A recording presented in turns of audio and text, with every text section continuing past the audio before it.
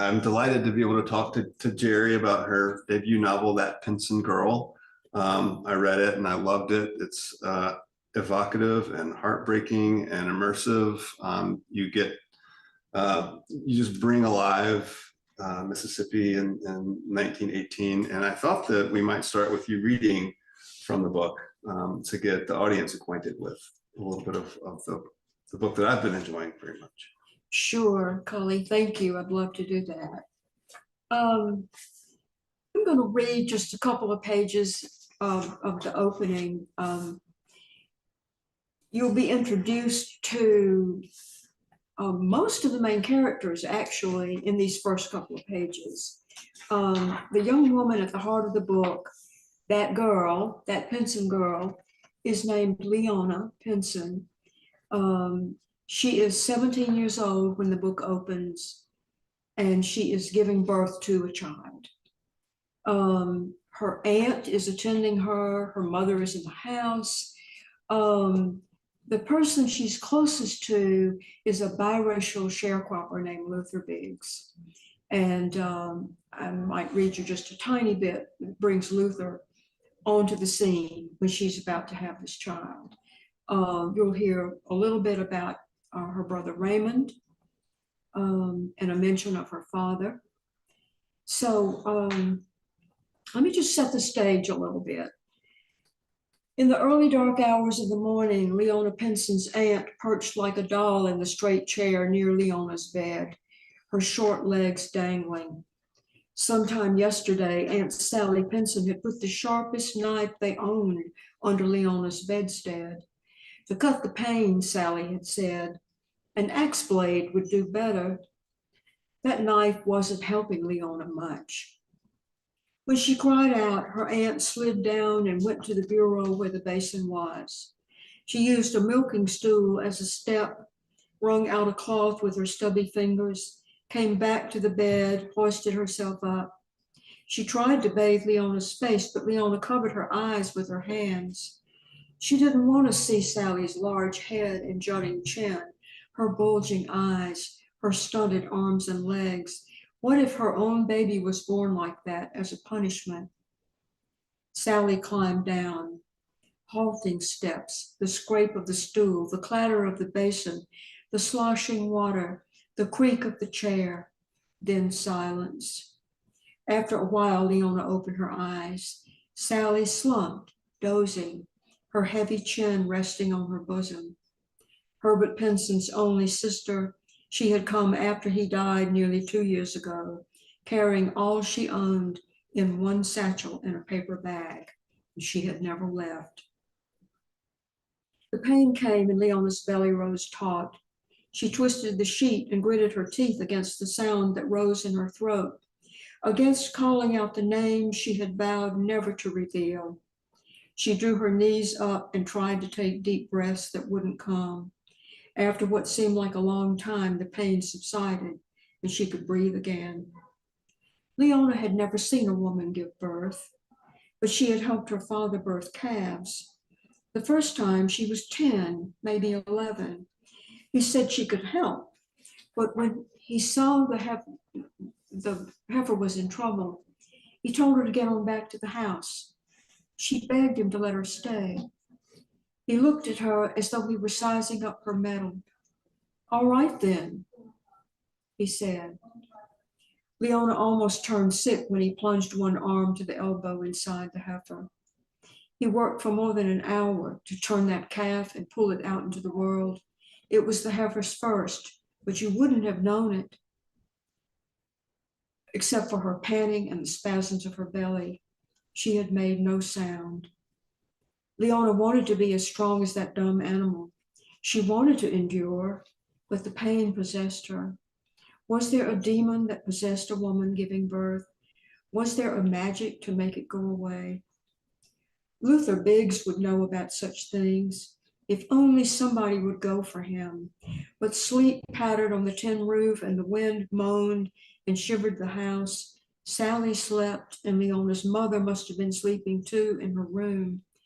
Her father would go, but he was dead. Her brother Raymond, if he were at home, would scoff. But if Luther were there, He wouldn't sleep. He would take care of her and her baby.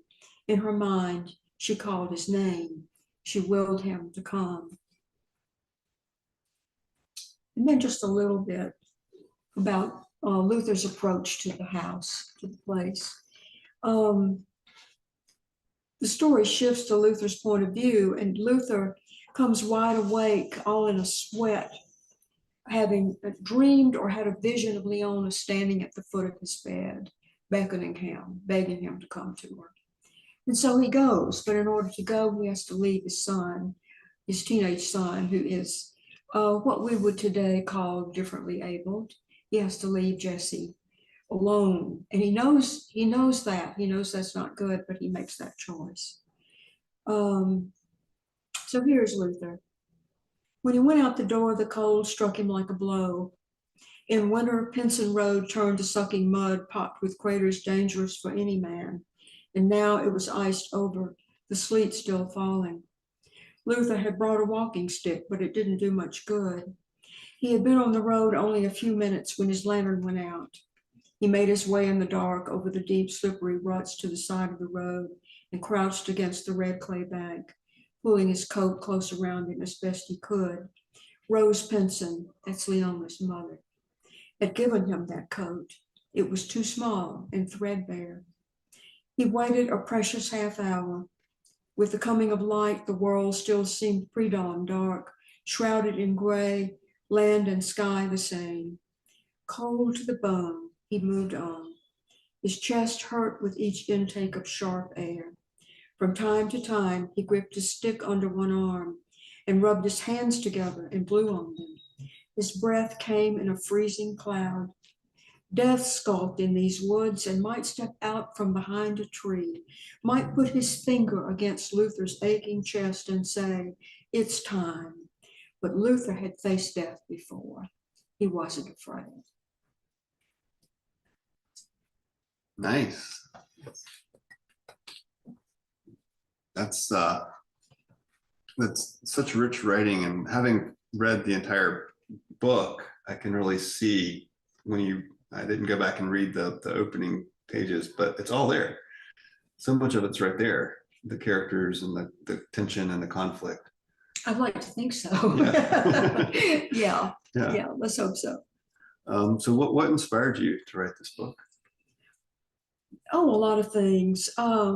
Primarily family stories, family mementos, family myths, I might as well call them, because I owe a lot to my maternal grandmother. The book is dedicated to her. And she was the keeper of family stories, and she was the keeper of things. She was born in 1897 in a little tiny community on the border between Pontotoc and Chickasaw counties in the hills of North Mississippi. And she only went through the 8th grade. That was all the education that was available to her. She was always embarrassed by that. I feel a little bad when I talk about her when she can't talk back. Right. Because she was always embarrassed by her lack of education. She was very smart and she was very creative. She could grow just about anything. She had wonderful gardens and grew flowers. And as I said, she was the keeper of tales. And it's actually her story about her father's death is one of the things that inspired the book. Mm-hmm.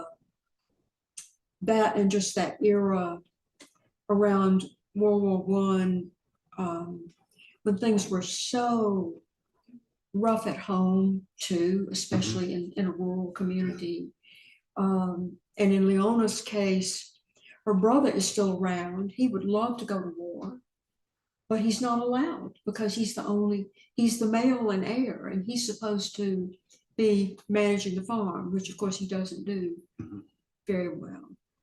So they're the family stories, and just that era of history. There's one little artifact that I'll tell you about Culley. I have a little letter that's just about, the envelope is about this big, and it was addressed to my granddaddy, who went late to the war. He went to France in the fall of, really in October of 1918, just right before the armistice. But he did go, and he stayed for a while after the armistice, and he was on a construction crew of some sort that went around rebuilding roads and infrastructure. But he had met a woman in New York on his way before he shipped out. They apparently had some days in New York City, and he met this woman, and she wrote to him, and the letter is written on Armistice Day. And she describes what's happening on the streets of New York when word comes that the treaty has been signed. And it's just the most remarkable little piece of history. And it's covered in postmarks and timestamps and places, APOs, 2 or 3 different APOs. That letter followed him to France and came back to the United States, to Springville, Mississippi, which, like the place where my grandmother was born, was just a post office out in the country, in the hills of North Mississippi. And by the time he got the letter, he'd married my grandmother a month before. But I have this little letter. And so that was that's part of the story. That's sort of Walker's story. Yeah. Although it doesn't, Walker is the father of Leona's child, and I don't keep that secret from the reader in the way that Leona keeps it from the people around her. But Walker Broom is the young man who's the father of her child, and he goes off to France without realizing that he has fathered this child. Yeah, and that sort of brings up a question that I had. So there are secrets in the book that so the reader knows who the father is in this case, and so it's a secret not from the reader, but from other characters in the book. And then there are other secrets that are mysteries that the reader is trying to piece together. And I think you handled both really deftly. Can you talk about, from the writer's perspective, like a way to, how do you manage with this kind of what to keep and what to reveal? Yeah, it was tough. It was hard. And I started out thinking that I would keep the name from the reader as well. And it got to be terribly awkward, because I wanted her, she needed to think about him almost obsessively. And it just became really awkward for me to try to make that work, where she thinks of him but never thinks his name, because of course she's going to think his name. right. So I tried to balance that. The other secrets in the book, I felt I had to withhold just for the story arc. I mean, it just comes down to that. You do that in Hemlock Hollow. I mean, you get this unveiling of secrets, and particularly toward the end where things come together. And so it was really a narrative choice, and I hope it works. I hope it was the right. Oh, it definitely works. The right thing. Yes, that was to do with it those was secrets. the kind of thing where you're surprised, but it's a reveal that seems surprising at the time, but inevitable, right? So good. Exactly what. Yeah.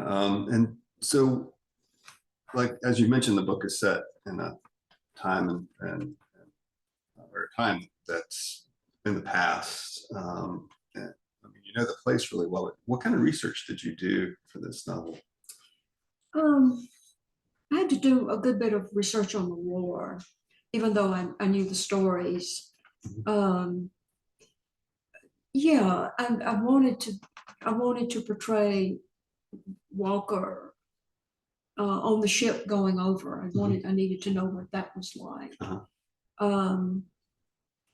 I wanted to show him experiencing what trench warfare was like. And so I had to do some reading about that. I had to get a handle on the sequence of the battles. It's all interesting. And there's also, it's not just the war, but I weave the influenza epidemic exactly. into the book. I couldn't see how you could write a historical novel in that time frame and not do something with the flu epidemic. Exactly. And so I did a good bit of reading about that. But we're so blessed that if you're careful about your sources, you can learn so much from reliable online sources. Now you can. I did read, is his name, I'm speaking to my husband who's off camera. His name is John, is it John Barry? That sounds right. I think it's John M. Barry, who wrote a book this thick called The Great Influenza. And I did read that. It's a fascinating book because it was really the way that influenza came to this country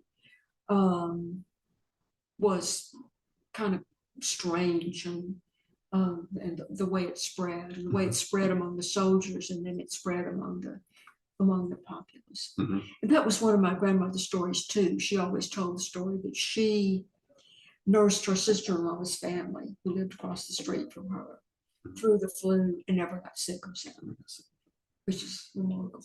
That is remarkable. Yeah. That's, I mean, it feels so authentic. I think you did a good job of really not showing not making your research evident, but really imbuing the characters and the place and the time with a level of authenticity, which I was completely bought in.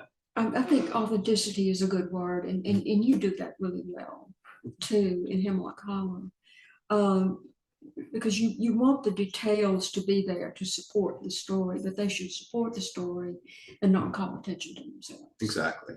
Yeah, and so I think we walk a thin line with historical fiction in that way, because the authenticity is so important, and even the little details like how you might light a fire in the kitchen stove in that day, how you would bake biscuits, those things are important.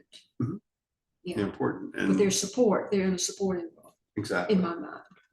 But they're also fascinating. I mean, I think it's okay to spend a scene showing someone baking up a biscuit in ways that a modern reader wouldn't know that.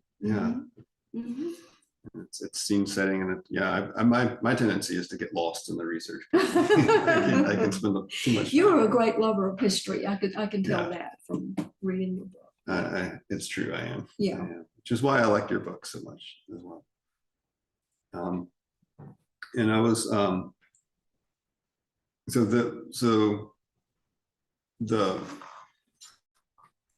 there are a number of different characters in this book, and I think you draw them so distinctly and so well.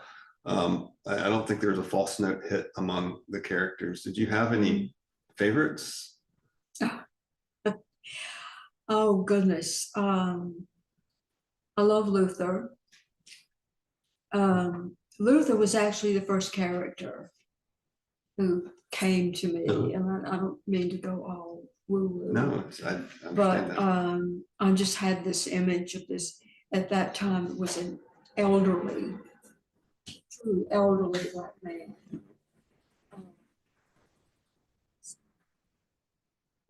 Walking that icy road to get to and I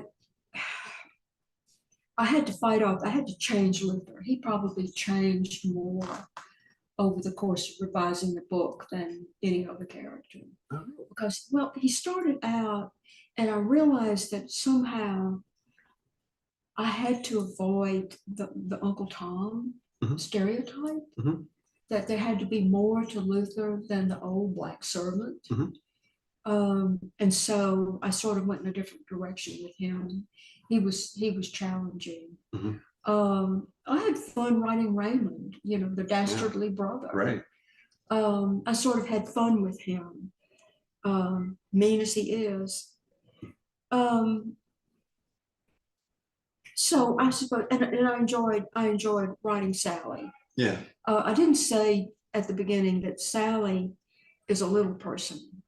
And hopefully you get that from the description in the first couple of pages, but she is a dwarf or a little person. She would have been called other things probably back in that day. But Sally is I like to think she's very complicated. And shows an independence in her own right, because there's a lot about women being and becoming their own person in this novel. Yeah, I really like Sally. I thought Sally's tough. She's a tough, and I love that she was. She and Leona have that kind of love-hate relationship, and I thought, but I think Sally was someone who thought the book was about her. Oh, that's great! Yeah, I'll have to remember that. She didn't know it was a book about. She didn't know Leona. it was really about Leona. No, and I think that's great. I think. Yeah. Sally has survived. Yeah. And she has her own character arc that's compelling as well. Mm-hmm.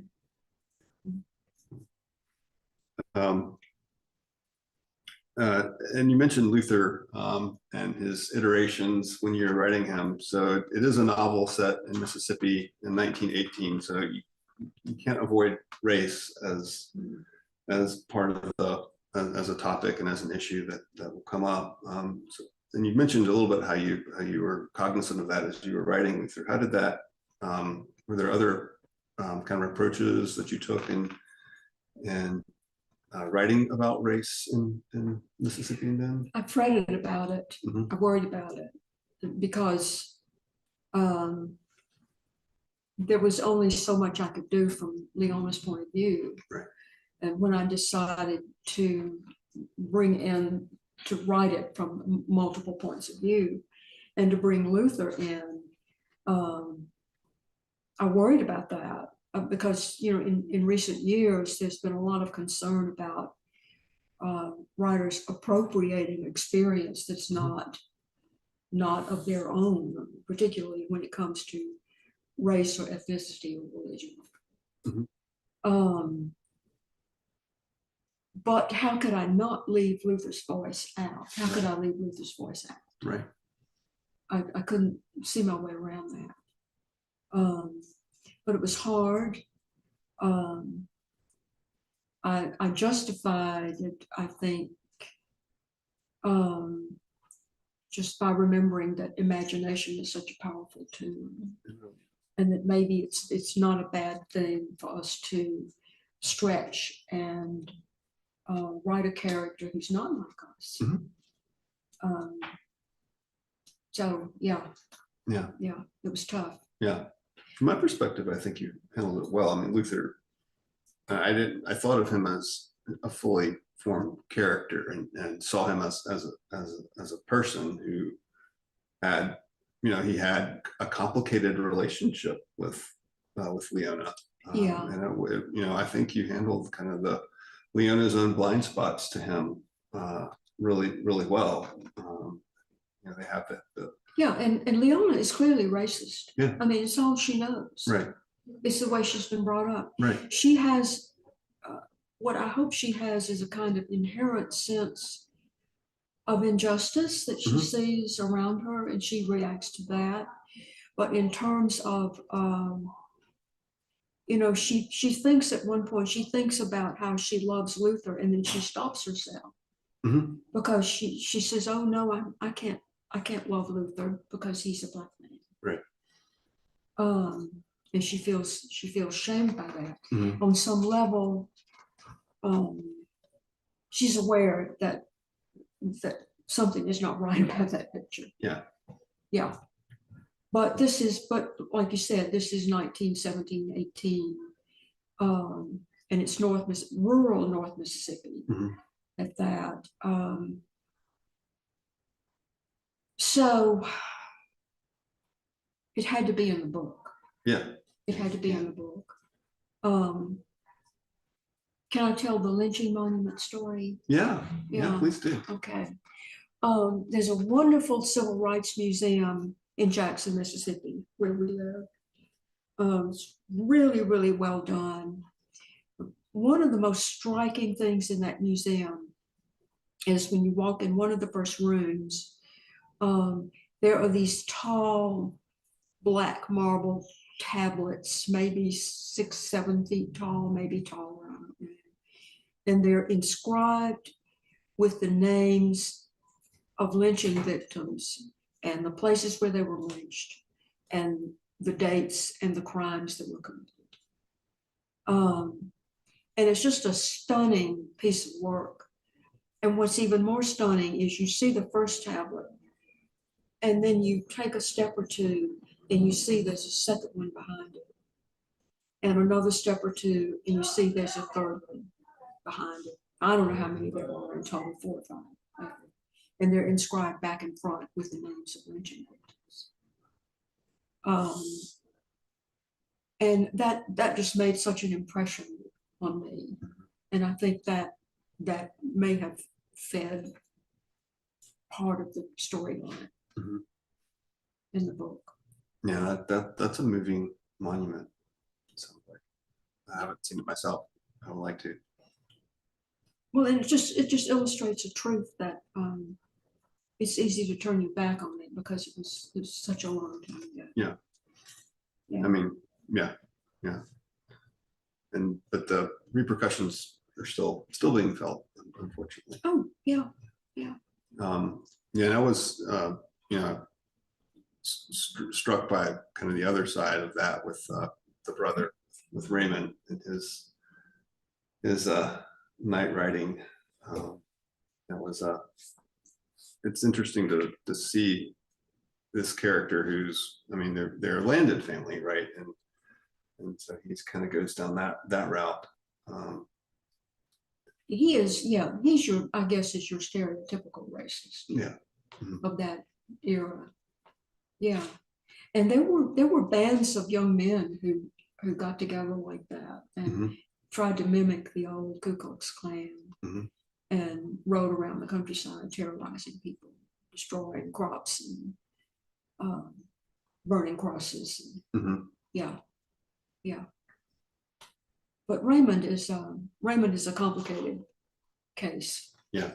He's has his own issues, I think, that have led him to be the kind of person he is. Yeah. He was I could see how you would be a character who would be interesting to write. To get that, because he is in a lot of ways a stereotypical racist, but he's not a stock character. He's got his own complications. Hopefully not. Yeah.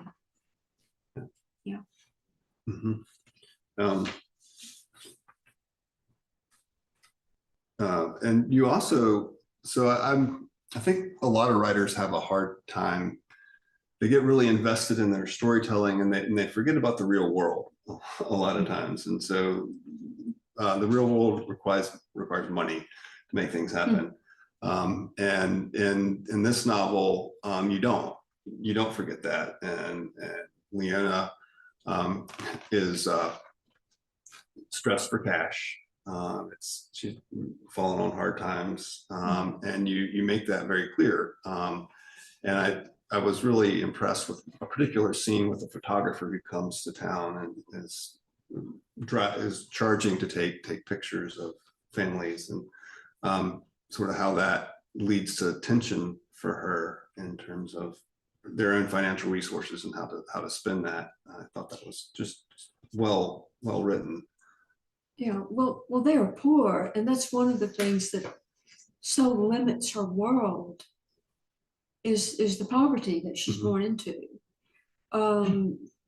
Supposedly, and now I'm fictionalizing a little bit beyond the book, the family was better off in earlier times. Maybe they came out of the Civil War and lost some of their land, and but this is also the hill country, and the hill country is traditionally understood to be a sort of a hard scrabble place. It's the red clay hills. It's hard to get crops out of those hills. So yeah, I think poverty really circumscribes who, to some extent, who she can be. But I could really feel how much she wanted a photograph of that little boy. Yeah. I could feel that. And I have boxes of old photos that I don't have a clue who those people are, that date back to my dad's generation. My dad was born in 1906, so he was older when I was born. But I have lots of photos, not going back that far, but certainly photos from the 30s, maybe. And they're just a treasure. They really are. Of course, nobody's going to know who they are ever again.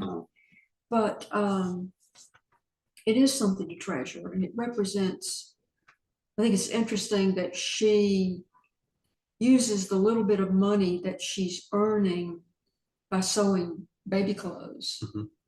And she knows that's not really a sure thing, but she risks that. She risks spending a little bit of that money in order to have this photo of what turns out to be of her and the child, because he won't sit still. He won't sit down for the photographer. She has to hold him. Yeah. And so it winds up being a photo of the two of them. Becomes important later on. Yeah, yeah. And the traveling photographers were a thing. Yeah. Yeah. So you had folks who were clearly making that decision. Yeah. Regularly. Yeah. And in some cases, that might be the only record that a family would have. A photographic record would be when somebody comes around like that and get a photograph of the whole family. And the old photos like that are just fascinating. They really are. And I think I described, he has samples of his work, and she looks at some of the samples, and you have women, widows, old widow ladies, all in black. And you have infants, and then you even have, it's not unheard of for people to have photographers come and take photos of people with their kids. Wow, yeah. So strange stuff. Yeah, and that was, interestingly, a collection of old photos was an inspiration for me, Hemlock Hollow, finding some old photos. Really? Not knowing who they were, so I didn't know who the people were. Yeah. Like, what would compel someone? I used to use photos a lot. I taught creative writing to high school students for a long time. I used to love to use photos, just either old photos like that or just random, striking photos that could suggest some kind of storyline, play whatever with it. Yeah. You never know what was going on for those folks at that time, but it's fun to think about. Yeah. You make it up. Make it up. We have to make it up. Speaking of making it up, so the town of Sully, is that a real town or fictionalized? Well, it's a real town, fictionalized. It's what it is. It's I guess it's basically the town where I grew up. But a lot of little towns have the square and the courthouse. So it's fairly typical, I think, of that time period. The hills are higher in the story than the hills around in North Mississippi where I grew up. So I played with the place some. I did a little interview with somebody at the local newspaper a couple of weeks ago. And when he published it, he just says outright that I modeled it on my hometown. He just made that judgment, which just did not set particularly well with me, because but that's okay. You know, if people read that in, people who know me know where I grew up, and that's okay. Yeah. Are we ready for some questions? Sure. Yeah. We're at that time. Yeah, it's that time. The time flew by really quickly. And so the virtual audience can post those questions in the YouTube chat, And one way is to log into YouTube and post it there, or you can send us the question at virtualqa@malaprops.com. But let's kick it off with, well, we'll give y'all a moment to rehydrate. Right. So let's kick it off with Gerry. When did you know you wanted to write this novel? When did you know? Well, I said I didn't want to call it a spiritual experience, but when I had this, I don't know if it was a dream or just an idea of this elderly Black man picking his way over a frozen road to get to this girl. I didn't know the relationship. I didn't know any of that, but I just felt so for him. Did this come to you? You're very Ron Rashian right now. I don't know if you know who Ron Rash is. I'll take it. But Ron Rash, when he talks about Serena, he said that what inspired Serena was just an image that he had of a really formidable woman on a horse. Yeah. And he said, I had to write that. I didn't know who that woman was. Sounds like you had kind of something like that. And what inspired the character of Leona really was there was a young woman who lived down the street from us when I was growing up, and she lived with her young son, and her mother. And nobody had anything to do with them. And I became aware of that at some point, and I was curious about it, and I probably asked questions and didn't get answers. And eventually I figured out that she'd had that child out of wedlock. And she was just isolated. That's kind of like Nathaniel Hawthorne too, and Yeah, Scarlet a little bit Letter, of Scarlet right? Letter. Yeah, she didn't think of wear the that. Scarlet Letter, but nobody, maybe not. Nobody had anything to do with her that I could see. And as soon as the boy was old enough, he joined the army and left him. And I don't know whatever happened to her. But I always was curious about her and about what her life was like. We talked earlier about musical accompaniments to our author events, and we have the banjo player that has showed up. That's pretty appropriate. There's something there. There's some there. So maybe there's no amp, which is okay, but a little musical accompaniment is all right. Yeah. Another question was, what's your writing process? Like, what's a typical, do you have a typical day routine, or is it, and Culley, I hope you'll answer this too, what's that writing process like, and has it changed? Not as disciplined as I would like to be. We were talking about that before we started. I was talking about how, excuse me, about how leading up to the release of the book has been such an incredibly busy, it's been busy work time. It's been time working out things like this and trying to get interviews and writing pieces that I hope I can get published that are somehow relevant to the book. When I'm really focused, I stay with it pretty well. Are you a morning person? Sort of, yeah. More morning than working late at night. I find if I try to work late at night, I get really wired and I can't go to sleep. I have to stop maybe around dinner time or soon after. And you can't have any interruptions, or do you welcome interruptions? Oh, I welcome his, sure, it's fine. Yeah. Culley, what about you? What's your writing process look like? Well, I am a morning person, and my goal is to write a page a day, and so I generally try to get up. I'm pretty disciplined. Yeah, I'm pretty disciplined. It doesn't mean that I actually do it, but every single day. But I'm 5 days out of 7, I usually accomplish getting a page down, and then of course that page gets edited away eventually. Most pages are not good enough to keep, but I think that just keeps my head in the game. Yeah. I wish I were more disciplined like that, but I am. Once I'm really engaged in something, I'm sort of obsessive about it. It's all I want to do. I don't want to do anything else. I don't want to go anywhere. I don't want to cook. and I get a little bit irritable, I'm afraid, when life gets in the way of that. Yeah. I welcome questions from the live audience if they have any, but it's okay if you don't. No?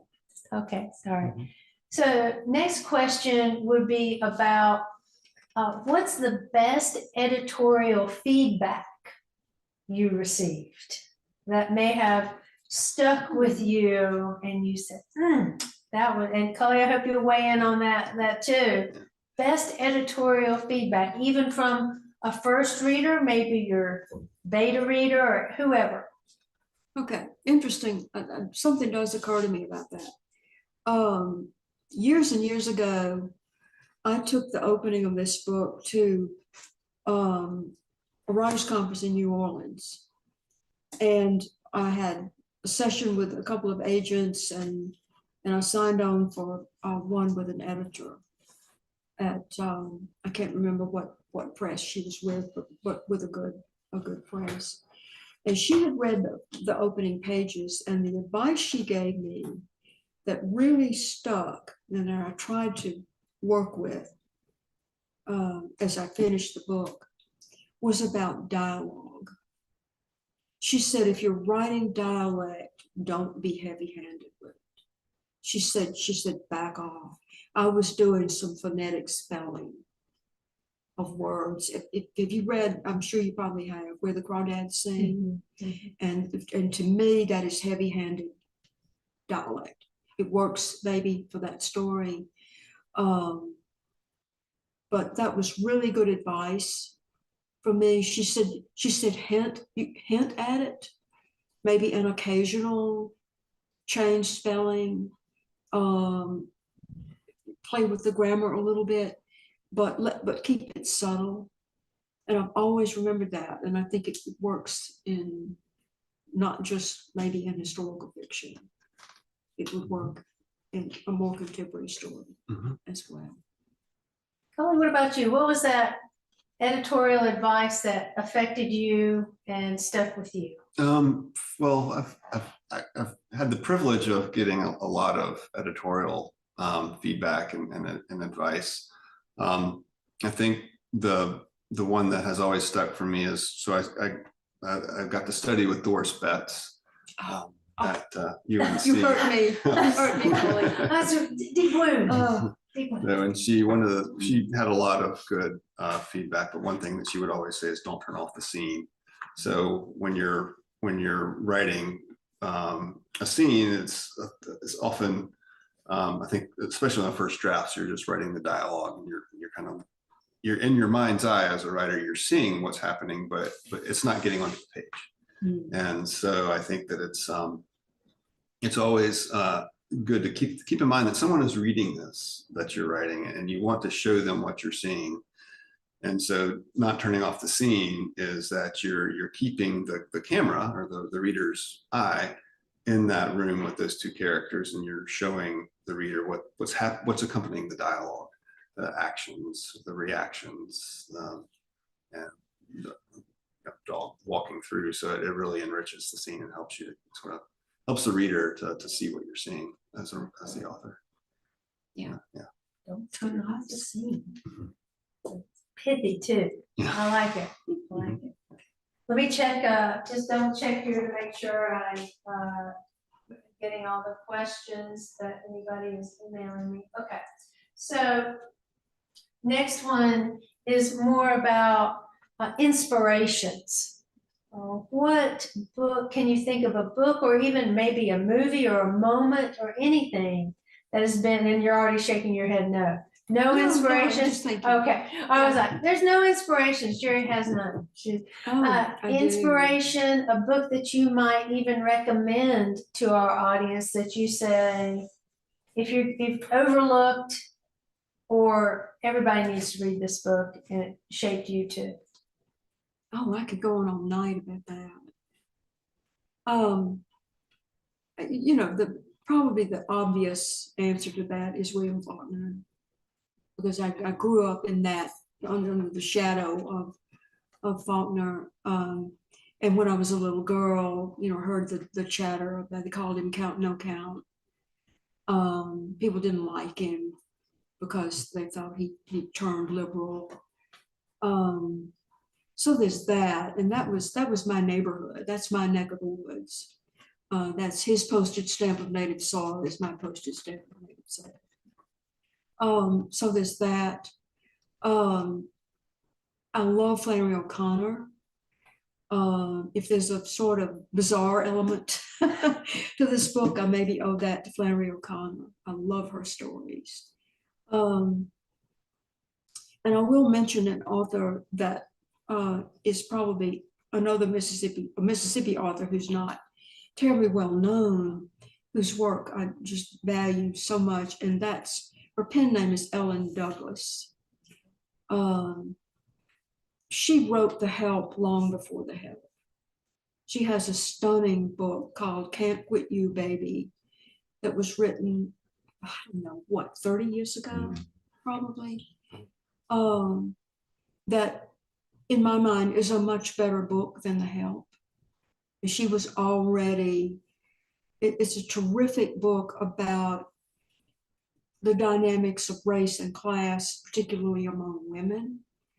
And so I think some of, her real name is Jo Haxton, there's some of Jo in here, maybe. She was a terrific inspiration. And she came along, was not quite as old as Eudora Welty, but she came along in the shadow of Eudora Welty. And everybody associates Welty with Mississippi. And so they should. I love Miss Welty's work too. But yeah, I would put Ellen Douglas into that category.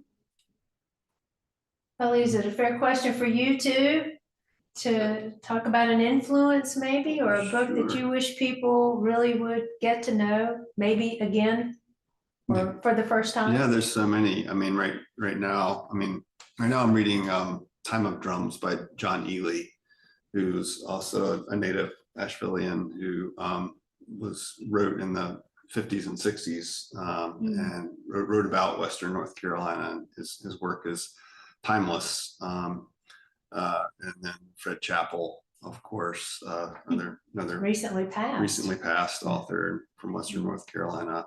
Ron Rash, you mentioned. Right now, I like to read David Joy quite a lot. His work is kind of Appalachian War. So I'm always sort of priming my own creative juices with reading similar but different work. All right. So, yeah. Can you read other things when you're writing, Gerry, or do you have to cut that off? I don't cut it off. I think I try to read things that are different from what I'm working on. Yeah, because I'm always reading something. Yeah. Is it too soon to ask, as a sort of a wrapping up question, what's next? Hopefully a book. I heard a big sigh over here too.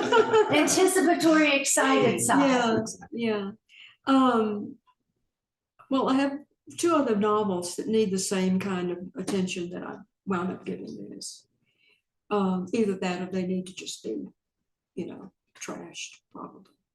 I'm working on another story collection. All the stories are set on an island off the coast of Georgia. Sort of modeled on Tybee Island. Yeah. But I'm trying to weave some historical fiction into some historical stories into that. So we'll stay tuned. Stay tuned. Right. Any closing thoughts? Just thank you. Thank you so much. I think I said to you earlier that I've heard about malaprops forever, and to be here is just a real pleasure. Thank you. Well, to have you here is a delight and a pleasure, and it's a congratulatory moment as well on this debut novel. And of course, we know Culley, friend of store. We thank you so much, Culley, for being here this evening. It's been a great Culley too. Great conversation. two historical fiction people who get each other. That's great. We're delighted you're part of our community, Gerry. Thank you so much for being here, and congratulations on That Pinson Girl. Good evening. Thank you. Thank you. And the dulcet tones are back. Not bad. So that's really nice. Yay!